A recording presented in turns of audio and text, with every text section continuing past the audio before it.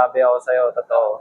Na-appreciate ko yung hassle mo kasi ako, naririnig ko rin yung mga sinasabi ng tao na ganito, ganyan. Pero, ang nakikita ko kasi, yung consistency mo na kung ano man yung sinasabi ng tao or opinion nila, hindi ka nag-i-stop eh. Ang dami mong ginagawa. Tsaka totoo yung mga sinasabi mo na about sa, siyempre para sa pamilya mo yun. So yung sipag mo, to be honest, na-inspire ako sa galaw mo. Which is, yun, as nasa labas ako ng Manila. Yung tropa ko, taga Baguio, doon sa hometown, pero solid na 100%. How much more ako na lumabas? Kailangan, dapat ano rin, culture natin sa Baguio City yun.